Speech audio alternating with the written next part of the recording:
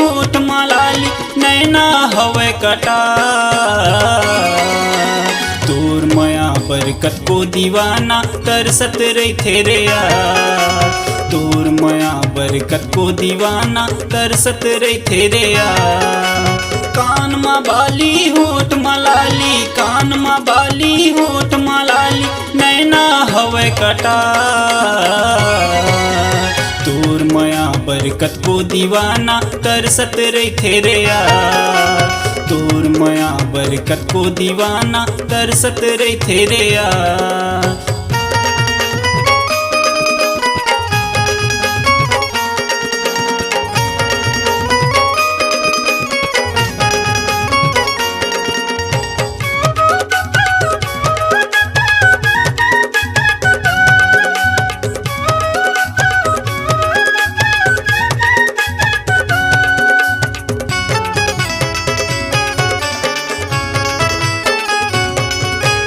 गली खोर मारेंगत रेंगत मटकत जाथस पानी वो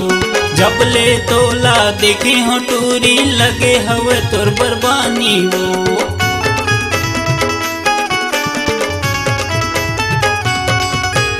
गली खोर मारेंगत रेंगत मटकत जाथस पानी वो जब ले तोला देखे हो टूरी लगे हवे तोर बरबानी वो हंस मुस्का के नखरा देखा के हंस मुस्का के नखरा देखा के झनके जाना रे यार तोर मया बरकत को दीवाना तरसत रही थे यार तोर मया बरकत को दीवाना तरसत रही थे यार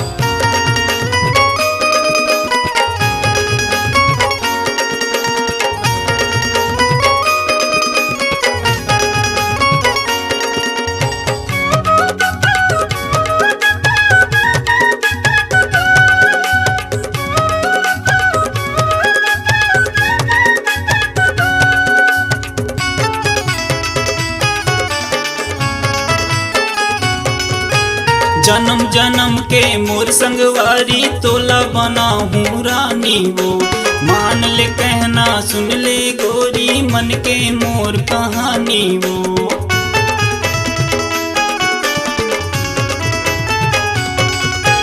जन्म जन्म के मोर संगवारी तोला बना हूँ रानी वो मान ले कहना सुन ले रानी मन के मोर कहानी वो मल्ला मिला के नजर घुमा के मल्ला मिला के नजर घुमा के झनते जाना रे यार तोर मया बरकत को दीवाना तरसत रही थे यार तोर मया बरकत को दीवाना तरसत रही थे यार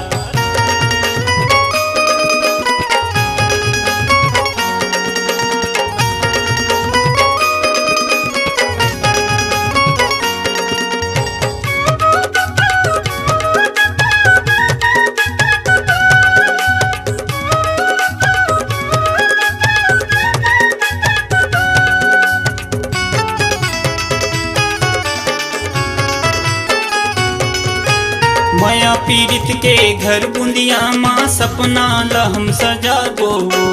सुख दुख ला हम बाटत रहिबो जिंदगी संगे पहाबो